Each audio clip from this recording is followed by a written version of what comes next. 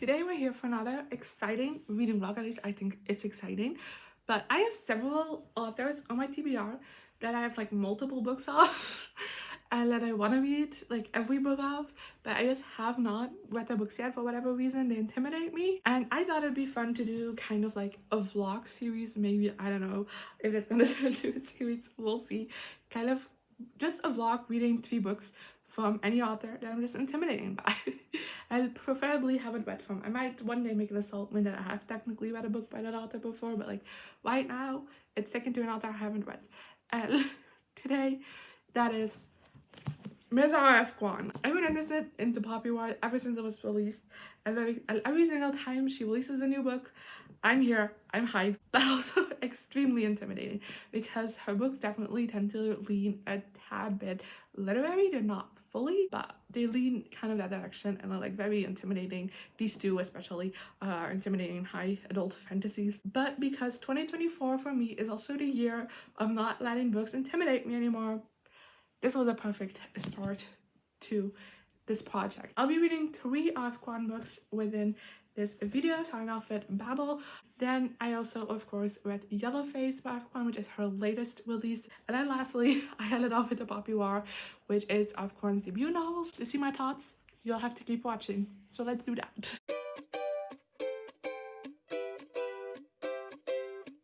Hi, and welcome to the first update of the vlog, and I'm about to start Babel, however you want to call it, by R.F. Kuang, and I am so nervous to get started.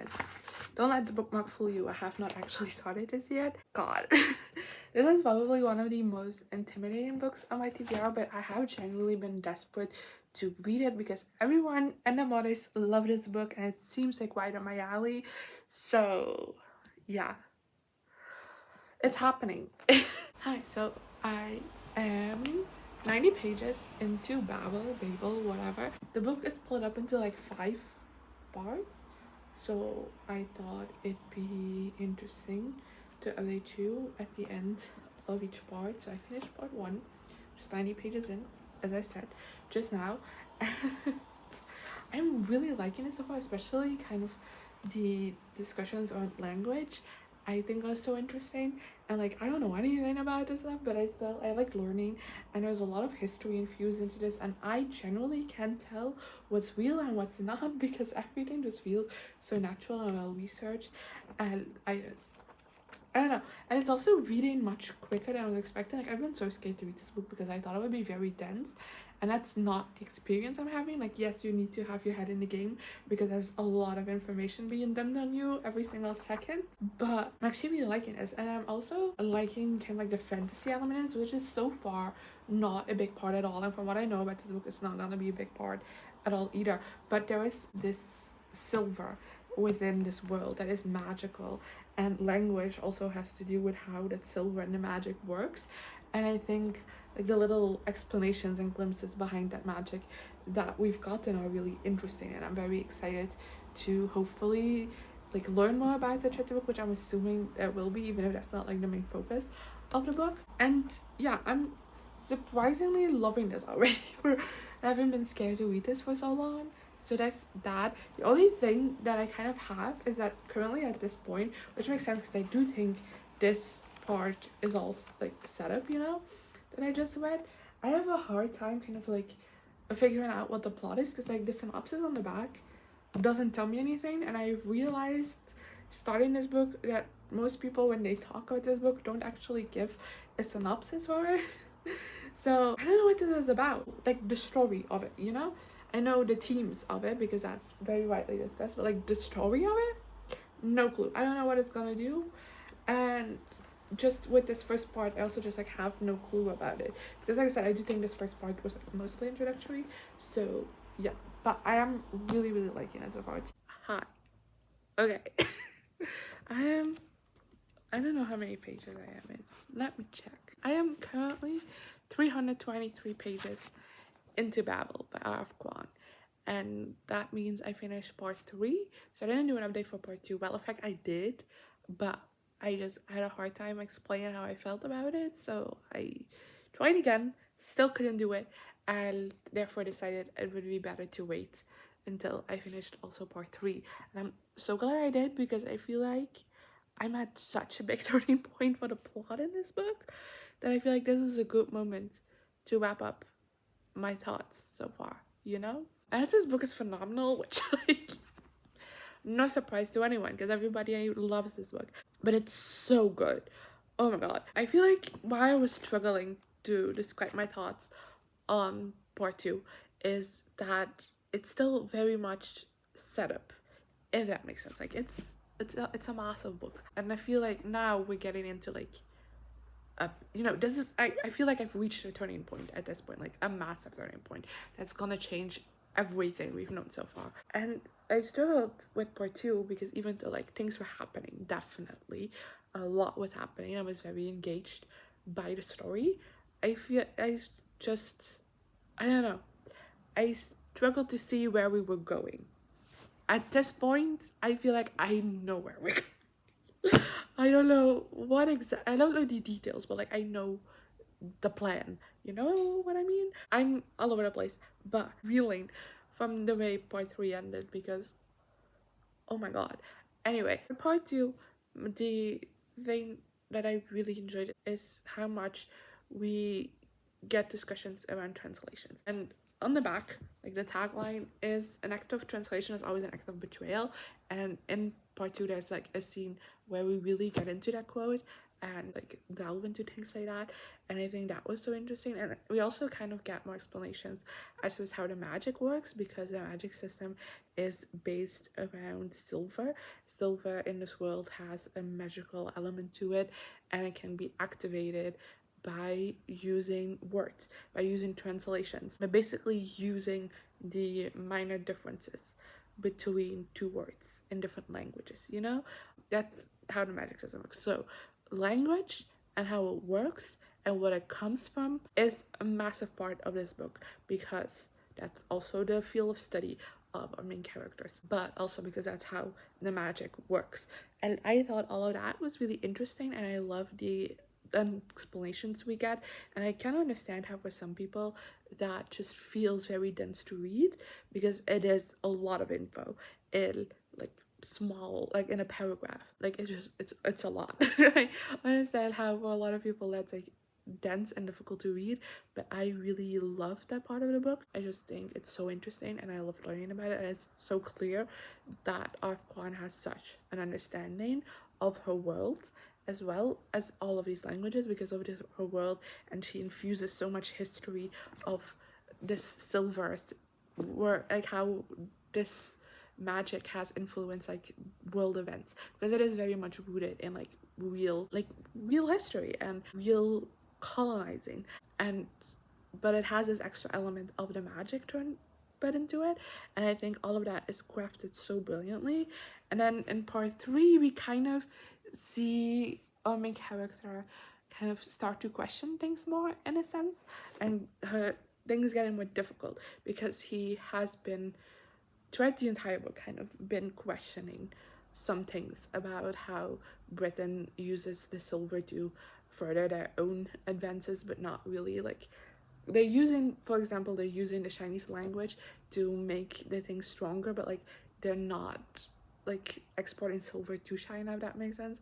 Or like, you know, I'm not explaining it well, but like the like Chinese people, the people who speak the language that is making the silver work, aren't given access to the same things. I'm explaining this so terribly, and he has always questioned that. And it's not just with China, but like with a lot of other countries.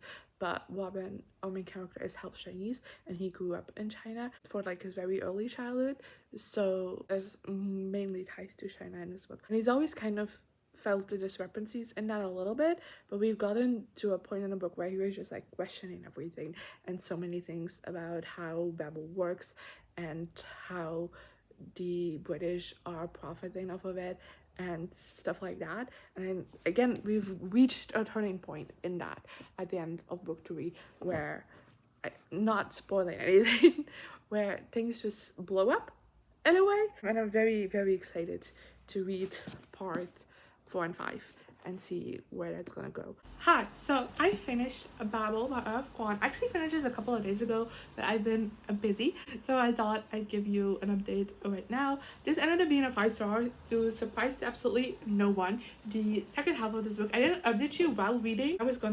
My original plan was to update you at the end of part 4, at the end of the book, but that didn't end up happening because I feel like the second half of this book got so incredibly action-packed, and I was on the edge of my seat the entire time trying to figure out what was gonna happen next, if things were gonna be discovered, you know. I'm trying to do the spoiler free. I was on the edge of my seat the entire time and I just wanted to keep reading, so I felt like updating you just wasn't natural because I wanted to keep going, and I genuinely just absolutely love this.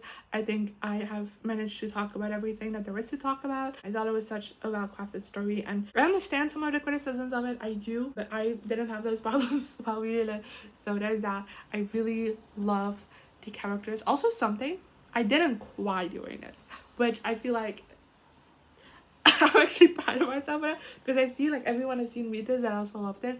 I've seen sob at the book, and I can, you know, I don't know exactly what made them cry, but I have a sense of what it is that made them cry, and I was just mainly shocked that that happened instead of sad. So that's why I didn't cry, because I was just like the entire time. So there's that. It did get a reaction out of me, but not tears. This was just phenomenal. I don't know how it managed to be funny, insightful, smart. I don't know how I managed to do all of that, but it did, and it was so well crafted, and I loved the writing of it so much, and I loved the characters. That's like one of the biggest critiques I've seen in this book, is that the characters are very one-dimensional and flat. I'm just like like, yeah, they aren't the most developed characters in the world, but like I love them so much. Like I think the dynamics between them are so interesting, and there's so much within those dynamics that like it doesn't really matter that much that the character itself doesn't have the most depth, because when it comes to like these friendships and these relationships, there was so much between them that you can, you know. And that's my favorite part of this book, is the characters and their internal relationships, and that's like the biggest critique I've seen with this book, even from people who love it, is that like the characters like didn't do it for them, and I'm like,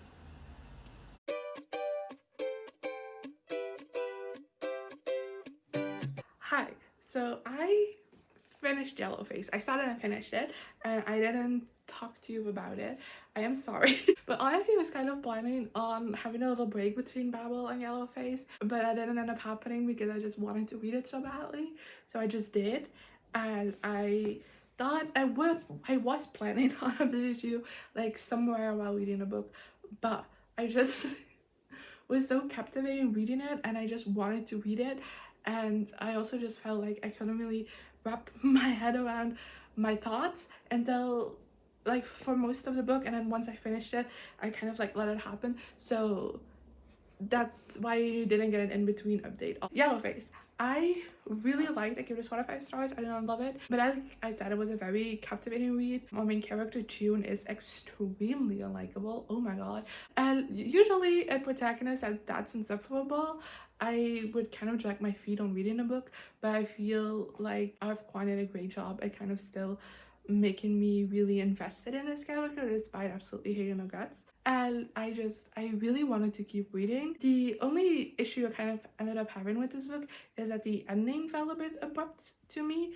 and just very quick, and I feel like we had a very high tension moment and then we just stopped. Like I was reading this on my iPad and I swiped to the next page and it said acknowledgement. I was like, waited a minute, I haven't back, and I checked and it's like, no, the book was really done, and that just kind of felt off, and I feel like, I don't know, it left me a bit unsatisfied, which I guess was maybe the point of the book, but I don't know, I wanted more. Like I said, I felt like we were at the height of like a tension moment and it cut off. That was a bit disappointing to me, but for the rest I really enjoyed reading this book. Like I said, June was insufferable, so somehow I still ended up liking reading from her perspective. It's not the right word, but like I found myself not being able to look away. I thought the plot was like simple, like there wasn't like constantly things going on or stuff like crazy twists and turns around every corner, but it was very engrossing and very captivating. I feel like that's the word for this book, was extremely captivating. Like I could not physically like put it down, and yeah, I really liked it.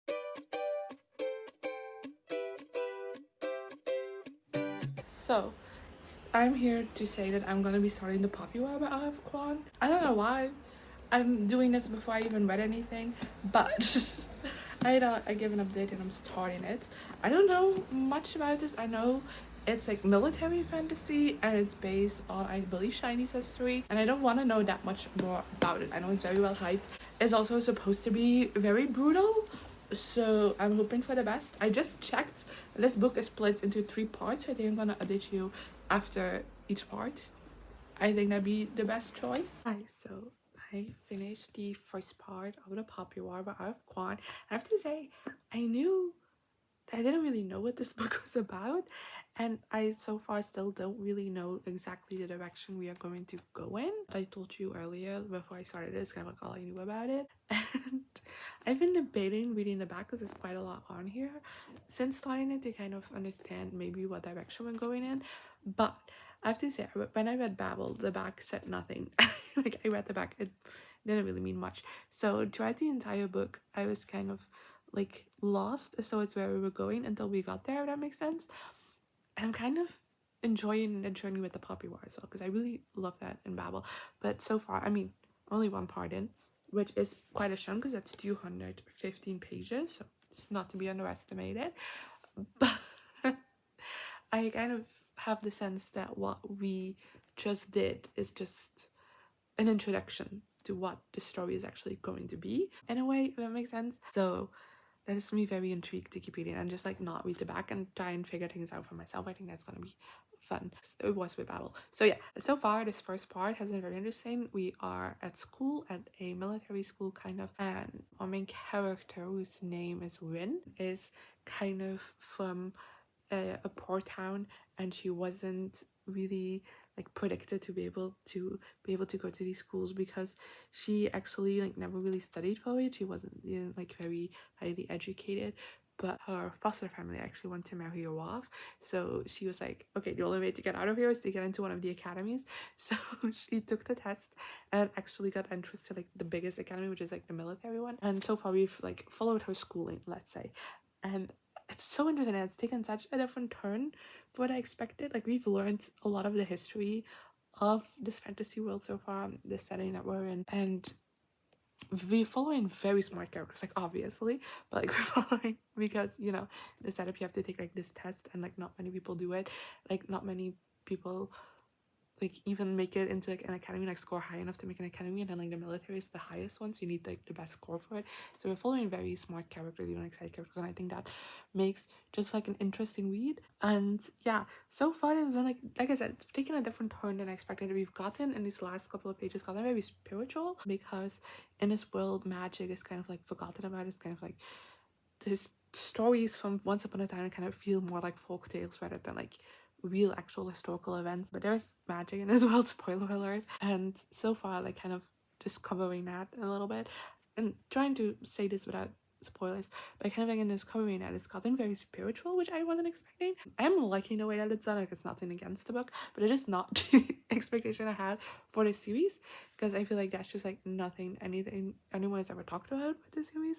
So I don't know how much of a part it will eventually be of like the rest of the series. Like, so far it's gotten pretty spiritual, but like I said, I like it. I like the way that's done. I like that in learning that the magic exists, the character is kind of reframing the way she thinks about this world. I think that's very interesting, and so far a war seems to be looming a little bit, so I'm guessing that will break through and we'll have to fight it off. Magic will become a part of the battle, I guess. And yeah, those are my predictions. I'm very excited to keep reading. I already have a section off where part 3 starts, so another big chunk. And yeah, I'll see you then. Hi, so if I look like shit, it's because I feel like shit. I'm so sorry.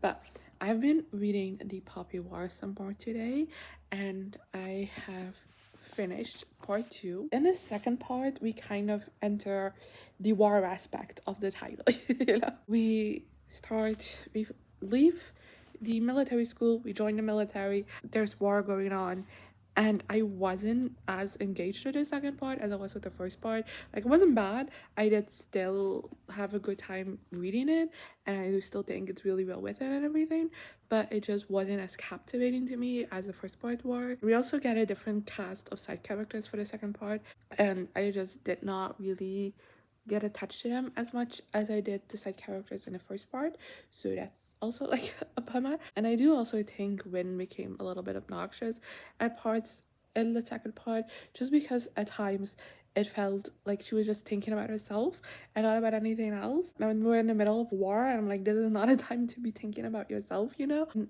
sometimes like her anger outburst kind of felt like toddler temper tantrums because of that as well. And I do have to say, part two ended on like a massive thing, and it got me very hyped to continue on with the rest of the book, that I'm hopeful will get back to kind of like my level of enjoyment for it as the first part. It's starting to get dark a little bit, so I'm sorry for the lighting, but it's like not dark enough to turn on a light, but like apparently it's not light enough to like look great on camera. But that's besides the point. I just finished The Popular by Kuang, and this third part was amazing. Again, back to quality as I was hoping for. The third part definitely felt very high stakes. I was on the edge of my seat the entire time. It was very intense. It also got very brutal at parts, like with descriptions and stuff. Like if you're a bit queasy, probably don't read this book, because in this last bit it gets descriptive, let's just say it that way. Wow, that was great. And like it didn't really end up on a cliffhanger, but it ended up in a way that I'm like, I need book 2 like right now. So yeah, that's also there. And yeah, that just solidified me with like the second part. Like it definitely wasn't bad, but it definitely felt like a bridge to get from, you know, the military academy to this point, you know? And it makes sense. It felt a bit like not filler, because we do get some important information there and a lot happens, but it kind of feels not as intense or as interesting as the first and third part. In a way, it kind of feels like a bridge between those two things. So yeah, I'm landing this on a 4-star, but I definitely do think the rest of the series has 5-star potential for me. And yeah, that was everything I have for you today. I hope you enjoyed this video. I definitely enjoyed making it, because I can confidently say now that R.F. Kuang is one of my new favorite authors, because when it comes to ratings, we have a 5 and 2 4-stars, which is incredible, especially because I think the rest of the series has potential to be 5 stars, which by the way, I already ordered book 2 and 3. They're on their way to me now, so hopefully I'll be able to pick them up soon. But yeah, this was a very successful project. I hope you enjoyed this video as well. Let me know in the comments what your favorite R.F. Kuang book is, and hopefully I'll see you around next time. Here I am again, the same old situation. Why does the God thing have to be so complicated? Should've played it